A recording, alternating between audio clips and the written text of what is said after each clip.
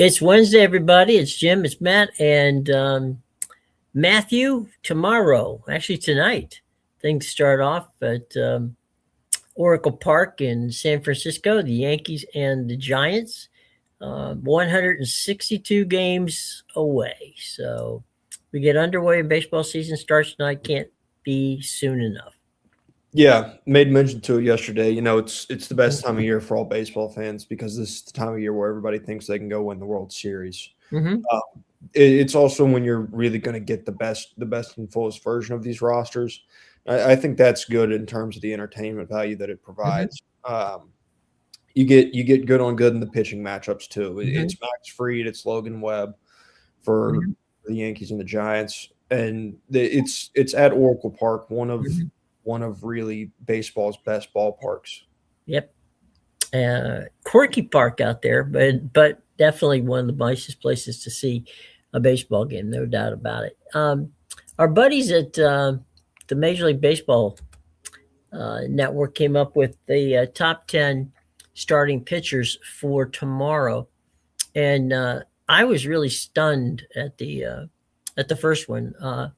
Paul Skeens from the Pirates. Just all he did was win a Cy Young award, and basically dominated everybody he pitched against last year. So I'm gonna say that that's probably not a bad pick for the number one slot. Yeah, no, that's probably where I would go if I was picking, any pitcher in Major League Baseball right now. I think I would go to Paul Skeens pretty easily. Obviously, on the other side, you're going to have Tarik Skubal, but it seems when you watch what he does on such a consistent basis and wins really on a team that for the past couple of years has been a very difficult team to win on, it's got to be Paul Skeens. Well, they said, as you just pointed out, the number two man on the list is Tarik Skubal from the Tigers. He's going to pitch against the Padres. By the way, I forgot to say that the Mets and the Pirates will be on TV tomorrow nationally. So you get to see them. NBC at 1 o'clock. So, we talked about Skeens, and it's basically a coin flip. I mean, Skeens certainly, I think, deserves it as well. Skubal is not that far behind. Yeah, I think in the grand scheme of things, when you go back and you watch the full workload over last season going into this year, is you look at it and maybe you give more credit than using this as a negative. But last season, I think Tarik Skubal still won the Cy Young relatively safely, but Garrett Crochet gave him a push. There was nobody in the NL that was pushing Paul Skeens for that Cy Young award in the NL. Well, speak of the devil, Garrett Crochet is the number 3 for the Red Sox. The Red Sox, of course, start their season in Cincinnati tomorrow, 4-10 against the Reds. Yeah, and not anything of major concern, but Crochet had a much different spring this year than he did last year. I'm very interested to see what he looks like starting in Cincinnati tomorrow. Yeah, it'll it's also going to be interesting because when you're down in Florida or over in Arizona and you come back to home, and home in this particular case is Southern Ohio, Northern Kentucky, it's not going to be as comfortable. And so no, it takes a while. It takes about a month or so for these for the players to get comfortable after playing in 75-degree warmth, and then at 4:10 tomorrow in Cincinnati, I guarantee it's not going to be in the 70s. Yeah, and well, at least for the state of Georgia, we've gone through a 2-day cold snap, and then it's going back up to the warm stuff. I don't know if the same is going to hold true in Cincinnati, and even if it does, it's not going to be near as warm as it is in the state of Georgia. I know that for a fact. So yeah, it is colder, and that can affect the pitchers maybe a little bit in the velocity category. But really, typically, when you look at it across the first month, it's the pitchers that tend to have the upper hand on the batters. And the fourth person on the list, of course, Not a bad pick. It's Yamamoto of the Dodgers. They open 8:30 against the Diamondbacks tomorrow. Yeah, and that's something that I think honestly you can look at it and he earned it through his body of work in the regular season, but really what he did in that World Series probably got him to that spot. Number 6, a surprise. Hunter Brown of the Astros. They're hosting the Angels tomorrow afternoon at 4:30. Yeah, and Hunter Brown, really good pitcher last year. Kind of did not. His performance was like this, and then it peaked, and he started going back down. It was that full season of work, really, for a younger guy, and being able to get through the grind of the 162 game schedule. And you see it with a lot of guys where they can pitch really well for maybe 2/3, 3/4 of the season, and then towards the end it kind of starts to trail off. That last piece of the season, it can be tough to maintain your performance all the way through for some guys. Max Fried in the number 7 spot. Of course, that's the game we talked about tonight on Netflix at 8:00 against the Giants. Justified or not, there's always some concern on how a player is going to fare in the Bronx after coming to the Yankees as a high-priced free agent. Fried showed that, at least in his case, there was no reason to concern. He was their top-line pitcher last year.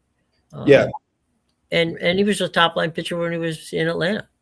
Yeah, and Fried really he kind of followed a similar path last year where he pitched really well to start the year, the first couple of months. Kind of hit a little bit of a plateau, but then he figured it out towards the back end of the year as well. So you would have no reason to be concerned. And I think even going back to last year when he did dip, I think there was some mild injury concern in there that may have been part of the reason. But when he was at his best, he was probably more deserving of being inside of that top 5 than at 7 where he is now. Number 8 is the guy who will be on the mound opposite him. And that, of course, is Logan Webb. Now, one of the things I think a lot of people don't understand is how durable this guy is. I mean, he's made at least 32 starts in the last 4 seasons. He's thrown at least 192 pitches.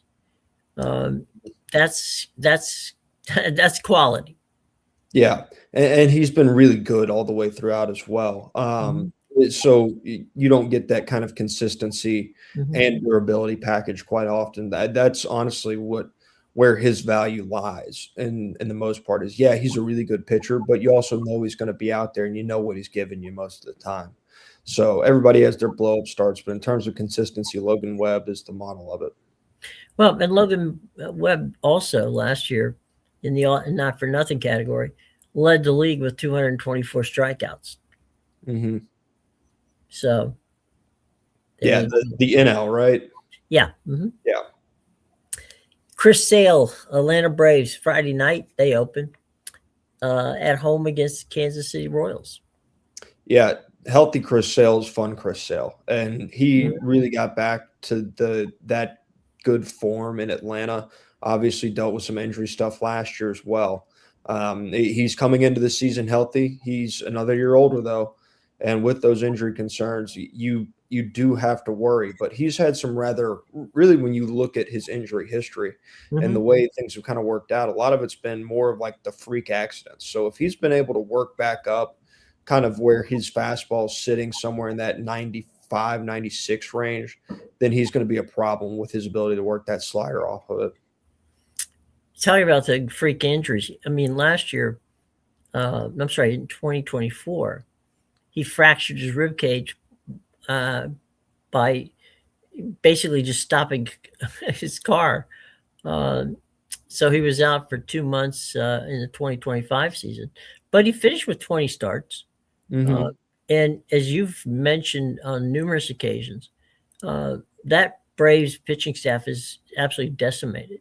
So yeah, they need Chris Sale to step up and really kind of guide them through the first couple months of the season until they start getting some of these bodies back. Yeah, they need him to be the stopgap. The same way they're hoping that the addition of Lucas Giolito will help them on kind of stopgapping because they have the pitching depth. I think that's what's. It's hard to fault Alex Anthopoulos and that Braves front office for maybe not doing more. I know they needed pitching coming into the year, but the amount of injuries and the severity of them repeatedly, it's not the same injury over and over again. It's so hard to account for. So there is some part of it that's hard to blame. But, there is, on top of the injuries, the fact that Spencer Strider had not really gotten his velocity up. And he's a guy that's proven that his fastball requires velocity in order for the rest of his stuff to be effective. Right. Couple quick hits here before we move over to talk about basketball. The MLB network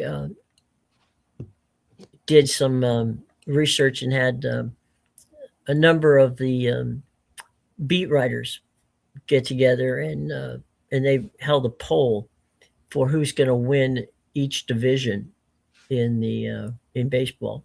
And number one on the list in the East is a return to the top of the Blue Jays. They just seem to think that the Blue Jays, they lost Bo Bichette, but the rotation and basically the guys that they have as on the lineup and some young guys that they're bringing in, they're still, according to them, the team to beat in the AL East, which is fair. I mean, and I think there's probably an argument to be made that maybe they got better defensively with Chet out, moving Rosario to short, Clement to second, and the signing of Okamoto there to play third. They got a little more pop in that lineup from that side. That's really in terms of when you're looking at the bat, Okamoto is going to be your replacement for Bichette in terms of the way they look at that offseason. The bullpen didn't really get better. That's a concern for Toronto going into the season, but overall they filled some holes. I'm just not sure if they got better, but they didn't have to be better. Last season, where they were last season was plenty good to get them to the World Series. Now it's time to see if their additions will steady the ship and keep them at the same level, and if anybody else in that AL East actually did get better. And exactly, we talked about that the other day. There's really razor thin margins between the Yankees, Red Sox, Orioles, and Rays as to who's going to be who can challenge them. Any one of those four teams can challenge them. Yeah. On to the Central we go, and they picked the Tigers. I'm guessing in large part because of Tarek Skubal. Of course, they also added Framber Valdez, which I think is going to be a big help. And you kind of got that feel-good feeling of Justin Verlander coming home to Detroit for, what will be his swan song in baseball. So it's kind of a nice thing for Verlander. So I think most of those guys, the voters picked the Tigers in large part, I assume, because of the pitching. And the number two, by the way, the only other team receiving any kind of love was the Kansas City Royals in that division. Yeah, that's as expected. And I think you picked the Tigers partially because you believe in that pitching staff. You believe in what they did last year. And you also just don't like what the Royals did in the offseason. They struggled for power last year. That's not something that they really addressed. They need Vinny Pasquantino and Jack Caglione, two staples of that Team Italy roster from the World Baseball Classic, to come back and really be able to flex their power in a lineup that was lacking it last year. In the West, they think, meaning the writers, believe that this is the year that finally the Seattle Mariners get a serious run at the pennant that they've been trying to nail down since the team landed in Seattle. Yeah, and I would struggle to say lazy because it's hard not to live in the mind of what you saw, what really wasn't that long ago. Well, last October. It doesn't feel that long ago at this point, but you look at those three division winners. You have the Tigers, who were actually they lost it at the end of Cleveland. Came back and beat them in the wild card, but really the team that everybody believed should have won that Central last year. Uh-huh. Blue Jays, who did win the East, and then the Mariners, who matched up with the Blue Jays in the ALCS. So it almost feels like you're kind of just resorting back to what you saw last season when they make these preseason rankings. But honestly, when you look at it, there's no reason to not pick the Tigers. The Blue Jays are understandable based off what they did last year. And then you look at the Mariners, and you kind of feel like they went out and they got a little better this offseason. I know they lost Eugenio Suarez to free agency, but they went out and they got Brendan Donovan in a big trade. They didn't lose anything out of that pitching staff either. So those are all big reasons why you would expect them to be back in a similar position this year. By the way, the teams that they picked to end up in the wild card were any, and this is how they put it, any version of the number 2 and 3 teams in the East will be the wild card teams. So pretty much they're basically staking on the fact that since the AL East is absolutely loaded, that there's not going to be anybody from the Central or the West that's going to sneak in there and grab a wild card spot. Yeah, and they say that, and that's probably your conventional wisdom, but you also look at it across those other two divisions, and you can say pretty objectively the Royals have an easier path. They play more teams against bad teams than the guys in the AL East are going to. The same can be said for teams out there in the AL West as well, because you still have the Rangers and you still have the Astros, and those are two very good baseball teams. The Rangers went out and they added Mackenzie Gore from the Nationals this offseason. They're hoping that he's going to be a staple arm in their rotation as well. They went out and they added Jeff McNeil at second base. So they went out and they made some changes. Maybe they're improvements, maybe they're not. But to completely write those teams off as the potential wild card spots, they're definitely lurking, and they have just as good, if not better, of a chance to make it, just because they play more games against teams that aren't as good than whatever hellscape the AL East is going to be this year. Well, we moved to the NL East, and it's hard not to pick the Mets, which is exactly what they did. But the Mets have disappointed in the past. Last year was one. They added Bo Bichette, they added George Polanco, which is all fine and good. But at the end of the day, I'm still concerned about the Mets pitching staff. Yeah, they have to score a ridiculous amount of runs to end up.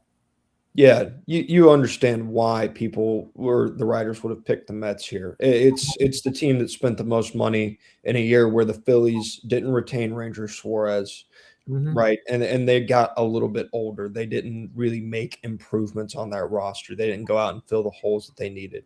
And then you have Atlanta, they're dealing with the injury issues. And then with all due respect, the Marlins and the Nationals just aren't teams that you're going to pick to win at this stage in the game. And then when you look at the Mets overall, they went back, completely retooled really their entire lineup. Luis Roberts going to start in center field. That was a trade they made at the deadline last year to have Cedric Mullins fill that hole. Now Luis Roberts filling that hole. Second base used to be Jeff McNeil. Now it's Marcus Semien. You're getting him most of the time. First base, Jorge Polanco. Third base is going to be Bo Bichette with Francisco Lindor. Shortstop. They went back and they completely retooled all of the areas that they felt like were weaknesses. When you add that on top of going and trading for Freddie Peralta, it feels like they kind of went and pushed their chips into the middle of the table in terms of winning the NL East this year. And what you look at it and where things stand right now is you would expect a bit of a down year from that NL East as a whole.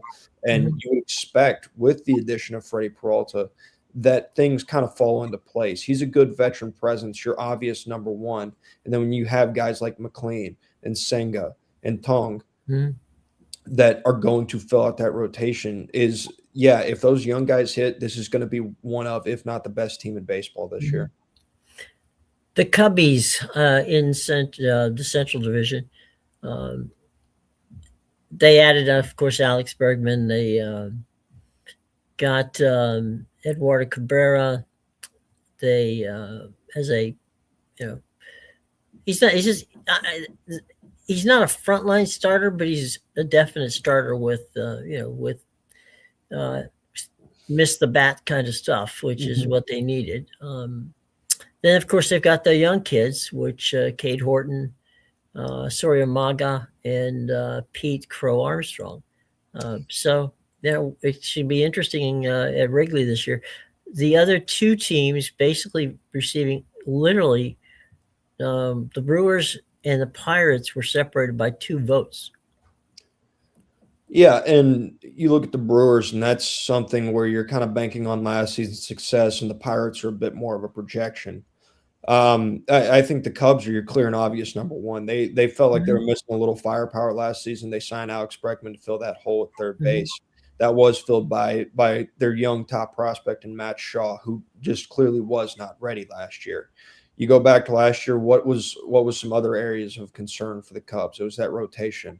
Well, now they're another year older in that rotation with some of the young guys, like you mentioned, Cade Horton, Matthew Boyd, Shota Imanaga, who isn't young. He's more of the veteran presence in there. But then you go and you add Edward Cabrera, a former top prospect out of the Marlins camp. Really good sinker slider mix there. And he's a guy that really has the tools. And when you look at his age, is kind of starting to enter that window where you would expect him to really start to pitch up to his potential. And if he does, that's a really good lineup, and you would not pick anybody other than the Cubs to win that division. I don't care what the Brewers, I get it. They've really kind of played above people's standards for them the last couple of years.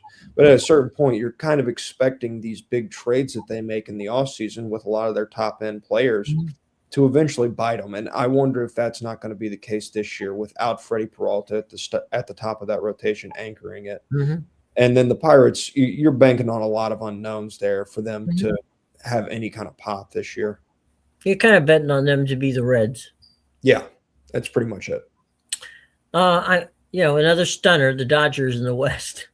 The stat that it blows in my mind. Okay, they've won 12 National League West titles in a row.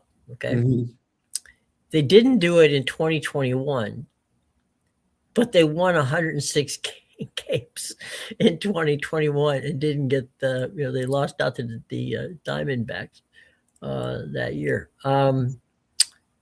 Dodgers, you can say what you will. This will be Shohei Ohtani's going to be able to be a full-time two-way player. They already have a killer pitching staff. So, I think we're looking at something quite interesting there. There has been conversation because Shohei kind of works better in what in essence is a 6-man rotation. So it's quite certainly they've got the arms to do it. We'll have to see if that's the way they go. But for right now, they're going to have a healthy Shohei Ohtani on the mound as well as at the bat. Yeah, and I don't see why you wouldn't continue to use Shohei in that role. He's clearly effective as that kind of opener, go give you 4, maybe 5 innings. And also that gives you the opportunity to keep him healthier for longer as well. With the elbow issues that have happened over the past couple of years, you would want to treat your $700 million man with kid gloves, especially when you can swing a baseball bat the way that he can. But it really, when you look at all their signings, whether it be bullpen, starting pitching, they'll be okay even if he never threw the baseball off the mound. So you have that, and then you also look, and they went out and they added Kyle Tucker this year. It's just, an embarrassment of riches in terms of the way that roster is built and where they can go with things. Because guess what? They also have fooled people, so they're going to have top prospects available to trade at the deadline as well. Yep. Wild card, they think the Phillies, the Padres, and a toss-up between the Brewers and the Pirates. Yeah, see, I don't like that. I would go out to the Bay Area. I like San Francisco too. I'm kind of a big fan. It feels like this is kind of a year for everything to click into place for them. Matt Chapman at third, Adames at short. Luis Ariz is going to come in there, and he's not going to play a great second base, but you're going to hope that he's going to get on base. And Rafael Devers has now that half season under his belt, all of the dramas behind him, and you would expect him to show up and be the kind of hitter that they really traded for. So when you have the ability to field the lineup that they can, and they have a pretty good rotation, I feel a lot better about the Giants than obviously those MLB writers do. Okay, let's switch gears real quick and go over to tomorrow night's doubleheader in college basketball. As Sweet 16, when I say doubleheader, we're talking about the key games here, the ones that we think will be the most entertaining. The first one right out of the box is going to be Illinois and Houston playing each other. Got a couple of lottery picks potentially in Kingston Fleming from Houston and Keaton Wagler from Illinois in a battle of elite guards. Mm-hmm. Yeah, a 2-3 matchup. Like that's it's another year where the high seeds really kind of won out. Not a lot of Cinderella, but these are the best teams playing the best basketball at this point in the year. I mean, you go back and Houston didn't really break a sweat in that round of 32, unless you're talking about maybe the first 5 minutes of that game. They've been playing really great basketball. And really, these are the two conferences. We talked about the depth at the top of the Big 12. Well, the Big Ten's flexing their depth and their ability to field the most Sweet 16 teams of any power conference. So Illinois has been battle tested throughout that Big Ten schedule. And really, you get a good showcase of best on best tomorrow night. Speaking of best on best, Arkansas's freshman Darius Acuff Jr. Will take Mr. Calipari's Razorbacks into the potential of an upset of number 1 seed Arizona. So, that should be a good matchup. I don't know if Acuff Jr. is going to stay in because John Calipari has always been cool with the one and done guys, right? Even when he was, in Kentucky, that was basically the way they did it. So I don't know if Darius Acuff Jr. is going to stay, but he's certainly an incredible talent against a very talented Arizona team, obviously. Yeah, well, unless they're going to offer him an NIL package that has ownership shares in Walmart and Tyson Foods. Which could be. Yeah, I highly doubt that Darius Acuff is going to be donning a Razorbacks jersey next year. Regardless, this is the SEC champion versus the Big 12 champion. Right. That's your billing for this game. You have Acuff, you have Pete, two fantastic freshmen, two of the best freshmen in the country. So it's a great game, but man, I just have a really hard time going against this Arizona team and Tommy Lloyd. They're so well coached, they're so well built throughout the top to bottom. They're my national champion pick. I love Arkansas. I think if Arkansas got in a different region, they have a chance to make it to the Final Four, potentially the national championship, but not against this Arizona team. Right. Quick hitter on the rumor mill side, and that is that North Carolina is talking to Billy Donovan. I don't think they're talking to Billy Donovan. Personally, I think they're talking to Billy Donovan's agent about taking over in North Carolina. We'll see about that. Donovan seems to be comfortable in NBA, but if Carolina's very capable of throwing a lot of money at somebody, and if Billy wants to return to college basketball, North Carolina might be the spot. But clearly, Hubert Davis is on the chopping block in North Carolina. Yeah, he's now no longer the head basketball coach there, and this is. I don't think I can overstress this enough how important of a hire this is for North Carolina. You look at the tradition and the history of basketball there. It's obviously something undeniable, but really my main takeaway now is when you look at not just basketball, but look over there on the football field and where they went with their head coaching hire and how much money they invested in it. It's been a failure. I don't expect it to turn around for North Carolina football. You can't miss big twice on these two sports at this school, and especially with it being basketball. they're going to go, I would assume, for an absolute home run. Obviously, when you're talking to Billy Donovan and his representation, that's where you're starting. But they cannot afford to miss on this hire. If they do, there's going to be some unrest in Chapel Hill. Well, there's already unrest in Chapel Hill, and they made the tournament this year. But yeah, I mean, there's the list of high quality coaches that could take that job isn't really long. I mean, because you're in a no-win situation. I mean, you got to score big right off the bat because it's North Carolina. So you get no honeymoon at North Carolina. You don't. And it would be a lot more daunting if you weren't in the era of NIL like we are now. Right. With it being the NIL era, you're able to bounce back and really build a roster in one off season. It's harder to do in football because of how many people you're recruiting.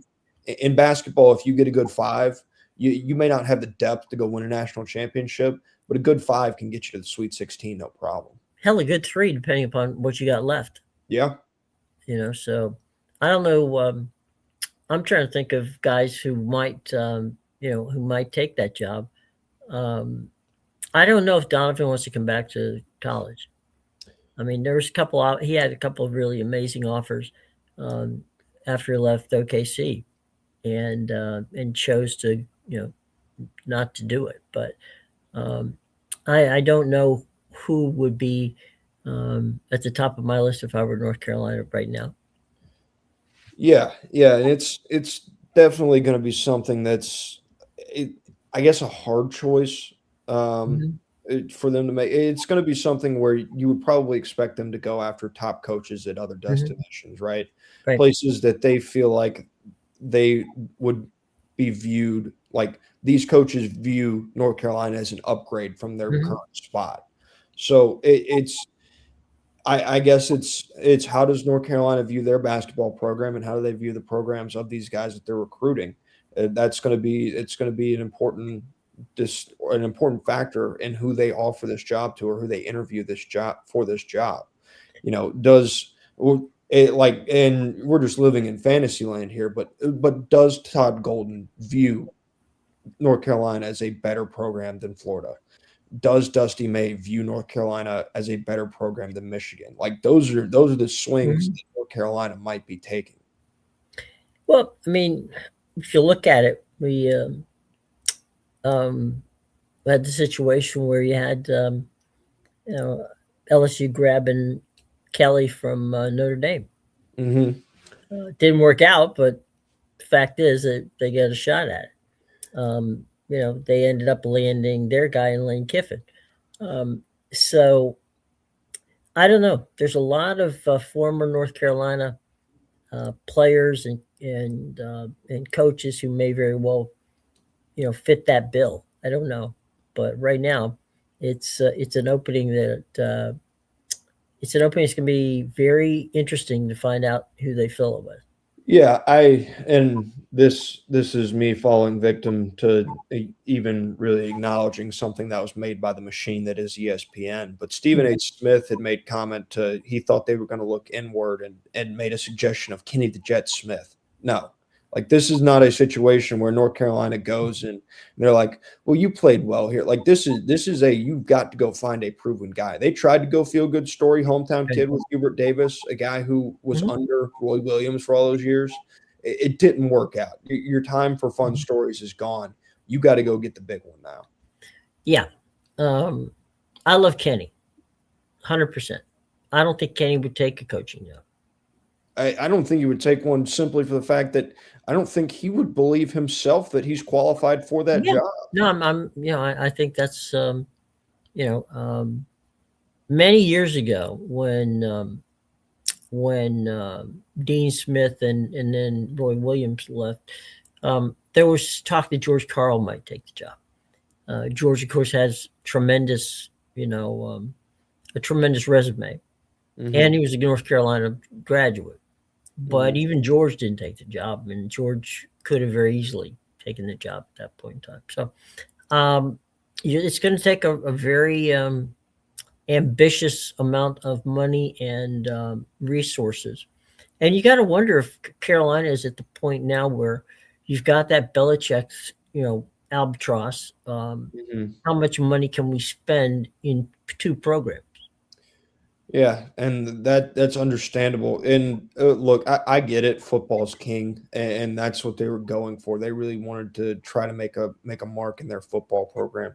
It didn't work out. If you are in a situation right now, if you're the North Carolina, board, like, and you're trying to figure out where you're trying to allocate these funds across your athletic department, you spend on basketball. That's where your history is.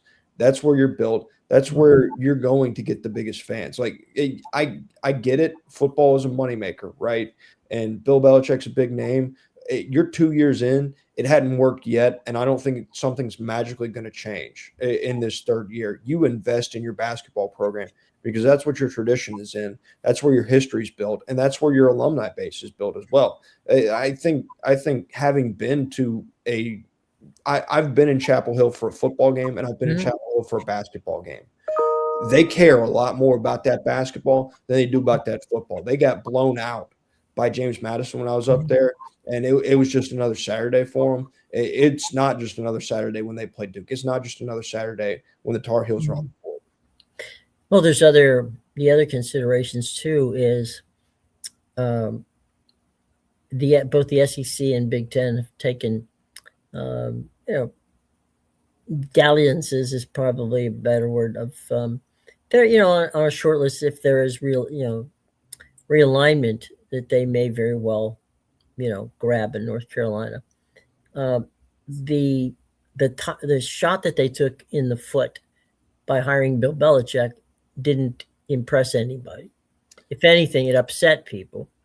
Yeah. Now you screw up in basketball, and you got a North Carolina that's really tarnished the brand, both the football brand, which they never really had, and the basketball brand, which they really did have. So if you've got your two top, money makers, and neither of them are their shell of what they used to be, it's a hard sell.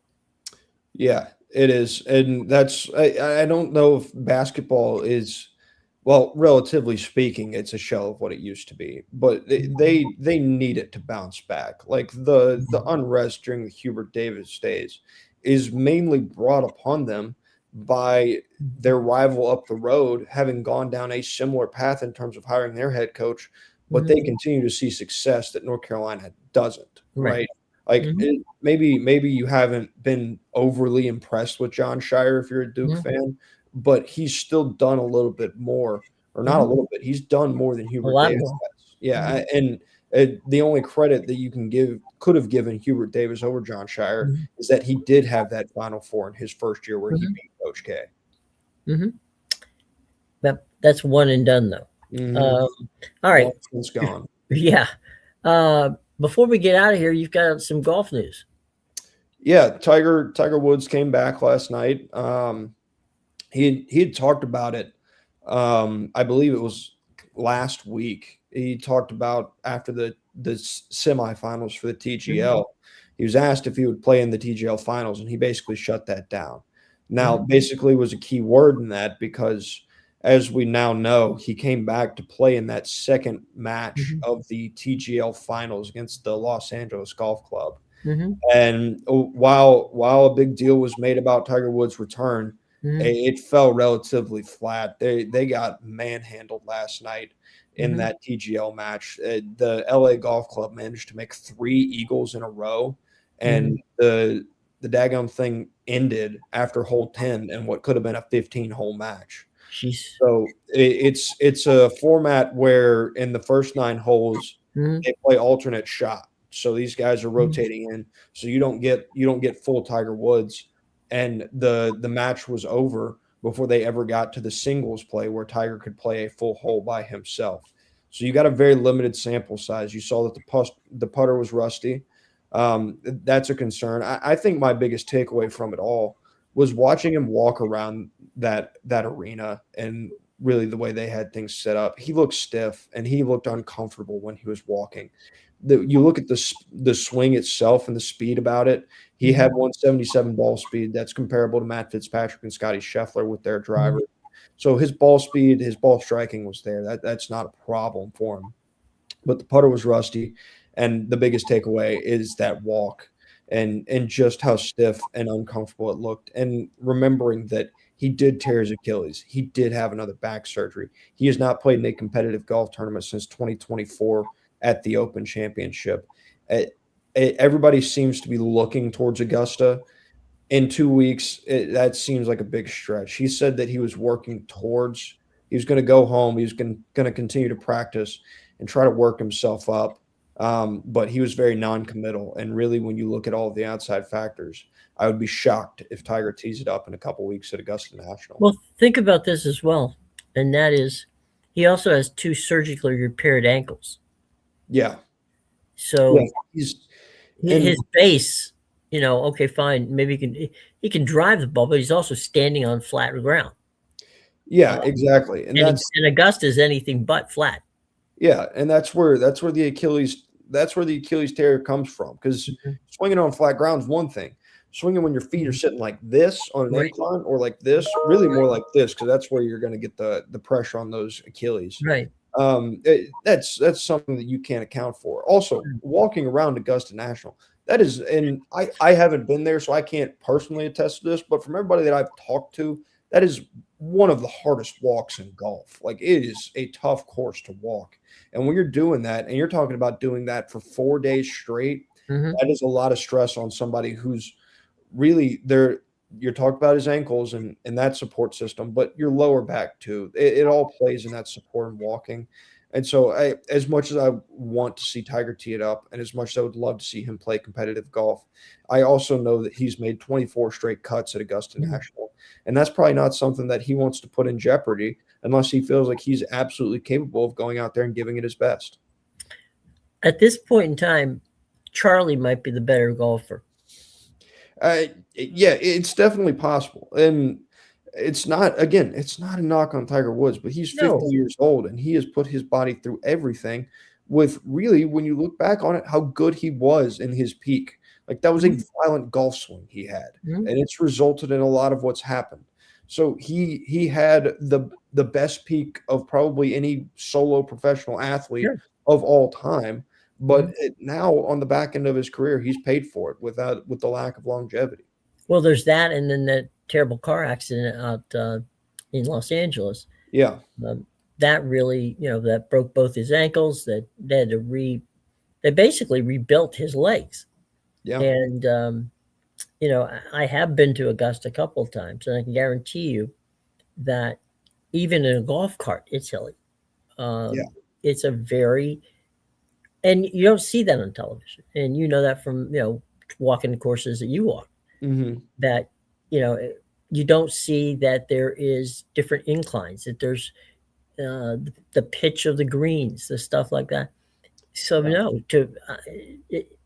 for Tiger to walk 4 days on those legs, hell, it's just to walk it.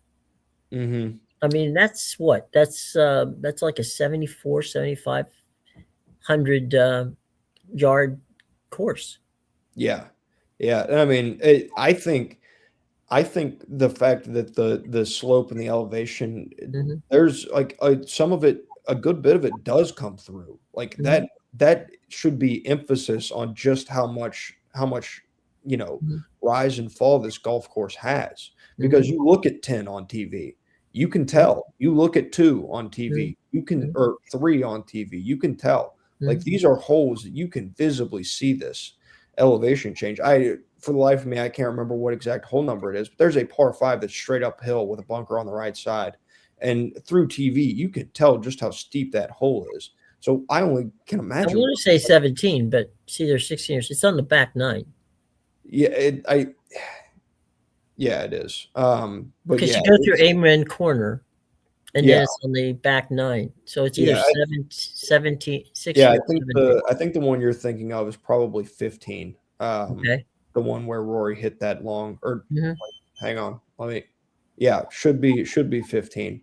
The one where Rory hit that big sweeping draw last year in that final round. Yep. So, well, to be continued on that side of the ball. And Yeah. everybody's out in Houston this week at a tournament that it doesn't get a lot of play, in large part because everybody who unless you want to go out there and win to try to get into Masters, pretty much everybody's either in Augusta or at home working on Augusta. Yeah. Speaking of working on Augusta, a guy who has used the Texas Children's Houston Open the last 2 years as his Masters warm up, Scotty Scheffler, ended up withdrawing. One of the few occasions where you do get a more positive withdrawal. He withdrew because his wife Meredith is either had or was she's about to have a child. About to have their second child, so he withdrew for those reasons. And with that, you would expect him to not get any Masters tournament prep in. That we're not going to see him until Augusta National here in a couple of weeks. I think you're right. So there's that, and then there's also guys that are competing down there. You mentioned it that are not eligible for Augusta yet. Ricky Fowler's one of them that's in that field, probably one of the biggest names. Yep. All right. Well, tonight we have opening night, but tomorrow we have opening day. And by the time we come on, there'll be some baseball scores and we'll have a chance to see what Paul Skeens does in his opening pitching. And that'll be fun. And then we can also talk about it more in depth about the final Sweet 16 group that's playing on Thursday. So plenty to talk about tomorrow. So everybody have a great day. We're going to get out of here, and we will see you tomorrow.